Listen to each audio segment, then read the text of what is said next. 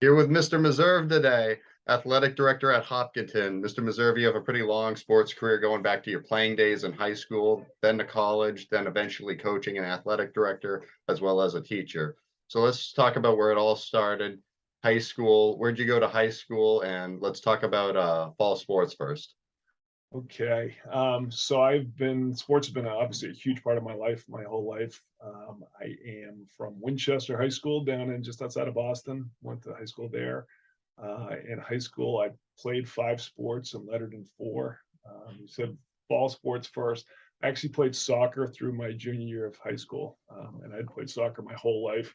I was a stopper in the defense, and by the time I got to be a junior in high school, couple things happened. Number one, there was a kid who was behind me who I thought I was better with, who was starting. So I wasn't thrilled with that. And second of all, I was pretty big for a soccer player, and soccer players, I found you just hit them and they fall over. And so I used to get in trouble and get yellow cards. And my coaches were like, yeah, we can't put you in the field. So I made the switch my senior year and switched to football. I played 1 year of football. I say played. I was on the team. I was on there for extra points and kickoffs. I was a tight end, defensive end. We had a fantastic football team. We actually won the Massachusetts State Championship that year. Went to the Super Bowl. We played in the old Foxborough Stadium, Sullivan Stadium back then, where the Patriots played. So we won the state championship, not because of me. I was on the team, but that was it. But I did play those, and I had lettered in both soccer and football as a result. So that was my fall. In terms of winter, my love was always basketball, and I always wanted to play basketball. I played through 4 years of high school. I sometimes tell the kids one of the hard things we have here is when we have middle school teams and making the teams. Back in my high school or middle school, what they used to do is they would have a certain number of kids on each team. They'd be like, the first 5 are on this team, second 5 on this team. And they'd give you white pennies and green pennies and yellow pennies. And everybody knew exactly where you were. And back then we had, I think they kept 25 kids on middle school. And I was, like green penny number 3. So I was number 23 out of 25 kids in middle school, which was, obviously not very good. I didn't see a whole lot of playing time. But I stuck with it, and I just kept practicing and playing more and more. I went to when I got to high school, I was on JV through my junior year of high school. A lot of kids made the jump, and I was still on JV. I had a coach that year who was awesome. He was actually an ex-player over from Northeastern. I will never forget him, and he was just a really good coach. And my senior year, I ended up starting on the basketball team in high school. Lettered there. So I played 4 years of basketball, and that was going to be what I kept doing after that. In terms of spring, so I played baseball my freshman year, and baseball was another sport that I used to love. I was a pitcher and a catcher, and I had a couple problems. I got beamed when I was batting, and the kid hit me in the side of the head. And back then they didn't do concussions. It was like you just got knocked out, and that's what it was. But I was knocked unconscious with this baseball, and I had a hard time hitting after that. And then I was pitching. I became a pitcher, and a guy hit a line drive up the middle and hit me right off the kneecap. And I was like, you know what, I'm not doing baseball anymore. So it's one of the regrets that I have. I really liked baseball, but I ended up giving that up, and I got a job instead and worked in the Springs until my senior year, and I decided to play tennis for a year. And I played tennis, and that's probably the sport that is the sport that I still play. But that was the other sport that I played in high school. Did you have a school tennis team or? We did. Oh, you did. Yeah, they're pretty good too. Yep, I played mostly doubles, but yeah, it's a sport that I played then, and I've played for the rest of my life. All right. So afterwards, high school, you graduate. What do you end up doing after that? I think you said you went overseas, right? Yeah. So what I did is I wanted to be an exchange student, and I didn't want to give up my sports season. So I joined this program called AFS, American Field Service, and I was a student. I went abroad. I went to Australia, and I was on a sheep farm in the outback in the middle of Australia. We had 1,200 sheep. We had like 25 cows, 6 horses. It was crazy. And so I was in the middle of nowhere. It was awesome. And I would have stories about Australia if anyone ever wanted to talk about them. But it was awesome. And one of the things that was there was the sport to play was rugby. So I picked up rugby, and I became second rower in rugby, and every Saturday we would go and we would play the local towns and stuff, and they would have the first, seconds, and thirds, and it was like the first team, second team, third team. And I remember by the end they actually put me on the first team just to try it. Rugby was awesome. It was like nothing else. Football is the closest, but I do remember trying to tackle this guy coming down, and I tackled him, beautiful football tackle, popped my shoulder right on the jacket. And it was just so much fun playing rugby. And so then from there, I came back and I had gotten into Tufts University to go to school. And one of the dreams I talked about playing basketball. When I was growing up, I always wanted to play for Tufts. It was just one of those things. And in high school, I think the most points I ever scored in a game might have been 10, 12 points, maybe.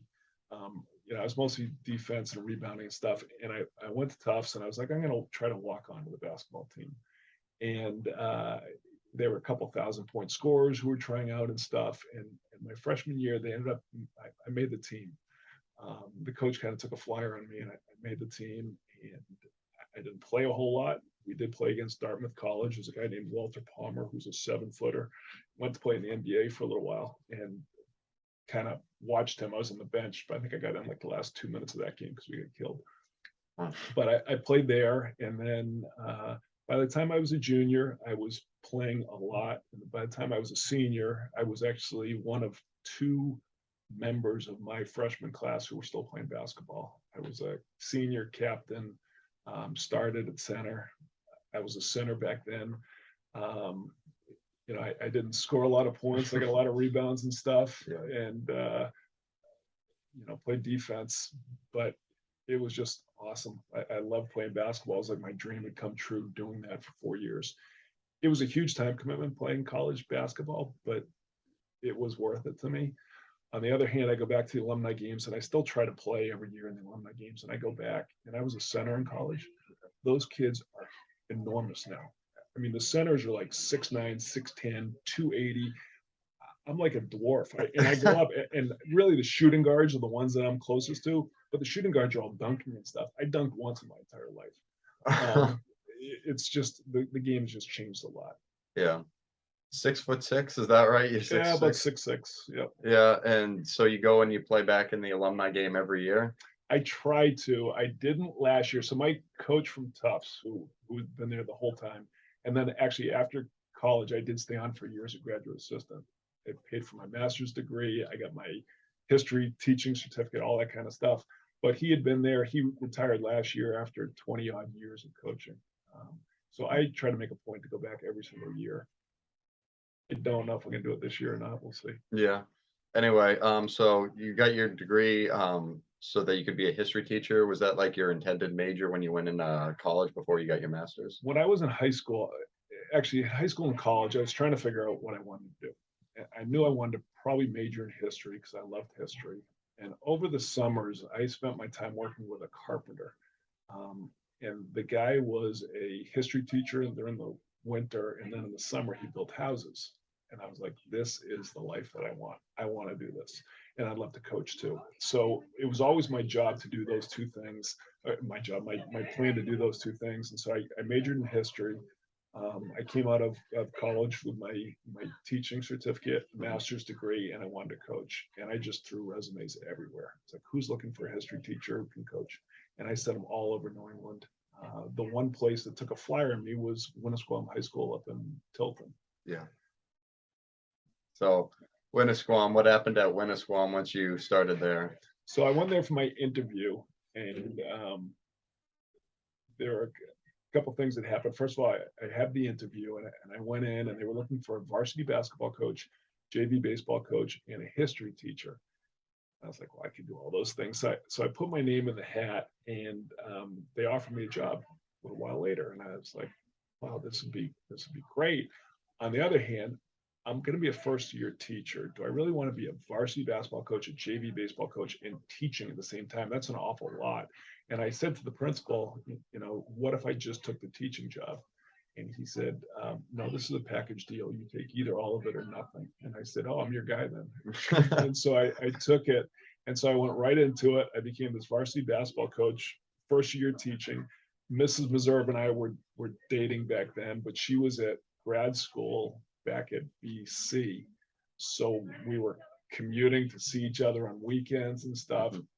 It was a miserable year, miserable year. And my basketball team sucked. God, we were awful. We were so bad. It was one of the worst teams in the history. What was your record, dare I ask? So it might have been one of those years we went winless. We went 0-20. We played 20 games back then. One of them we went 2-18 early on. And I can't quite remember. I do remember thinking it was going to be like Hoosiers, and I was going to go in and turn this thing around. And I've got a college background. I played in college. I was an assistant coach for a year in a college, and I thought it was going to be great. And we were awful. So that experience of it like not being as good as you expected, did that make you appreciate winning that much more once you got there and what it took to get there? Absolutely. So by the time of my second year, I realized something had to give, and I started a Saturday morning program, kind of like we did with Biddy Ball here, or some of the other coaches have done.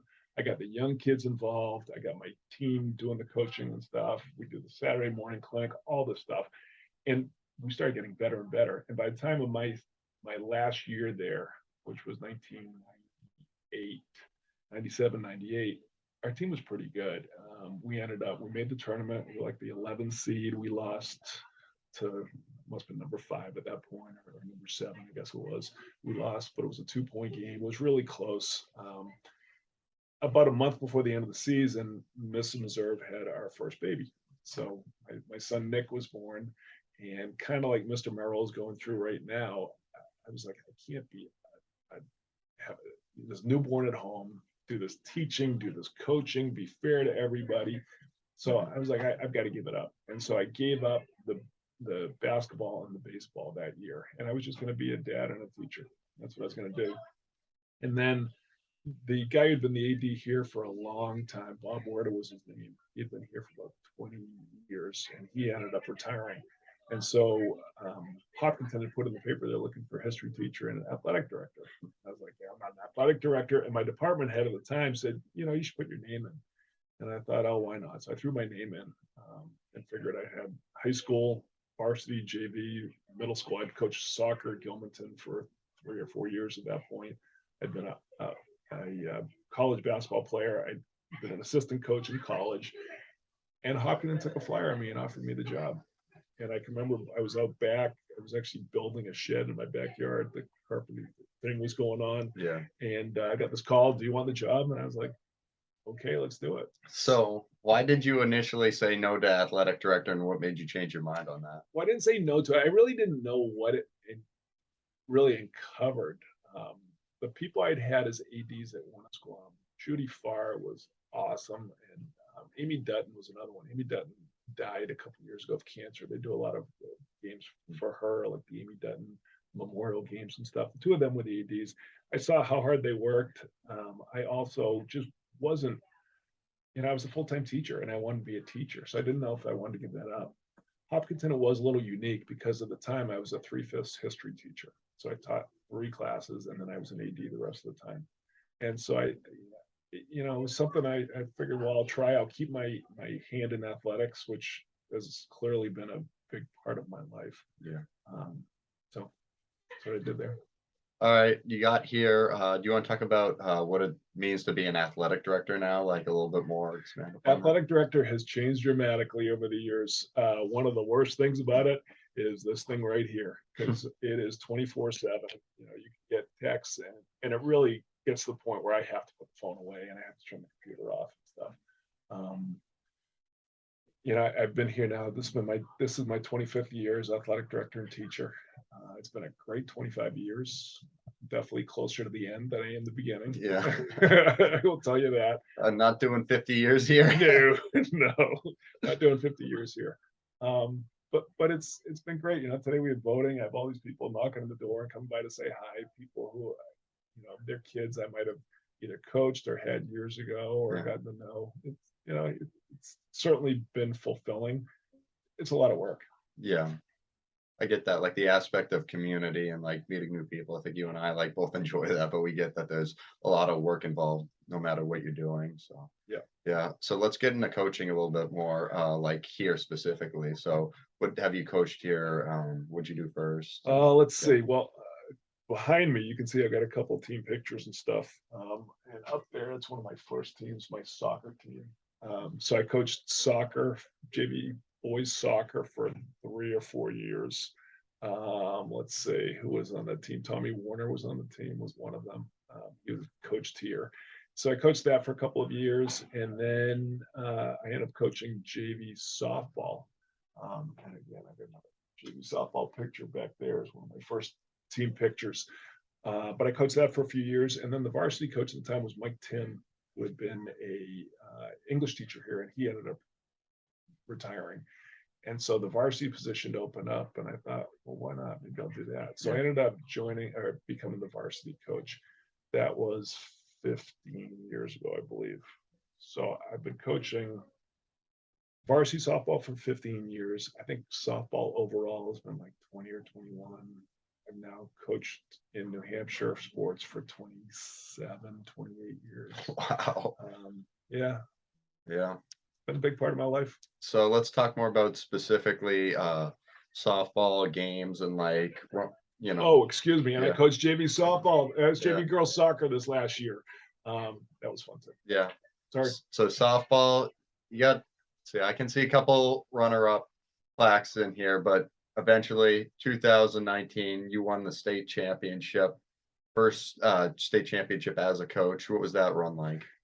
So the run was unbelievable. We had, I thought we were a year ahead of time. Actually, we had a strong group of seniors, but it was more like seniors who understood their roles. And it's tough having seniors, especially in the spring, because they've got so many things going on. They just, their minds are everywhere. And that year we had a group of seniors who just seemed to understand their roles. We had a group of juniors who were, strong players, and we had a sophomore pitcher, Megan Kimball-Rhines, who just caught fire at the right time. And we went to the championship game against Campbell, who had, hands down favorites. I mean, they were loaded, and she shut them down, and she just absolutely mowed them down. And we went through that game, and we ended up winning 2-0.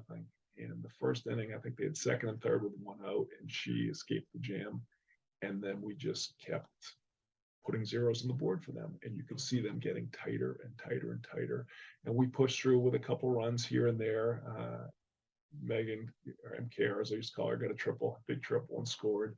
And then in the last innings, we're up 2-0, and you could see them getting tighter. And they had, with one out, they got the leadoff runner on base. And so they had the tying run at the plate, and for some reason their coach decided to steal second. And my daughter throws this BB down to second base and nails their run for the second out. And the base is empty with 2 outs. In fact, one of the pictures I have up here is like that sequence of everything happening. She's throwing out the runner, and then you see them running to each other. And MKR struck out the last batter, and it was awesome. One of the things, if you look around the gym, there's so many banners there. And, I've been AD for 70, 60 state championships, something like that. Wow. That was the first parade through town that I was part of. I usually I try to meet the teams here at the high school, and I get to most of them. But that was the first and only time that I've actually been in one of the buses going through towns and seen that parade from that part. It really was something. Yeah. You'll get there. I hope. I really hope so. I want it so badly. I mean, I just like given everything to baseball and trying to get better there. And I'm just like, down the road, I think I could really see myself coaching after college. And so Good. that's what I'm looking at. So let's get a little bit more into teaching, just touch on that briefly, just your interest in teaching and helping kids just kind of understand new things and grow. Yeah, so I've I made the decision when I was in college. I don't have a lot of my classmates who became teachers from Tufts. Most of them, I've got friends who are lawyers and businessmen, and businesswomen, and all kinds of things. And as I want to be a teacher, and it really has been a fulfilling and a fun career. The one thing about it, it is never dull. You never know what you're going to get. I can go into a class with what I think is going to be a great lesson plan, and the kids are just dead to the world. It's like pulling teeth, getting them to do anything. And then other times they're just off the walls. Some of the questions they ask, there's some hilarious questions. There's some where you just scratch your head and you're like, what is going on here? It's never dull. Yeah. It's never dull. All right, so you did that, and then the other thing is here you kind of oversee everything. You operate the sports and like oversee who's the game director and all this. Last winter, can't thank you enough for setting me up with the broadcasting role. I really enjoyed that. Feel like I got better at that throughout the year. So thank you for putting me in a position to really start establishing a career here. It's helped me out a lot. So If it wasn't for the job you did, Drew, that wouldn't have kept going.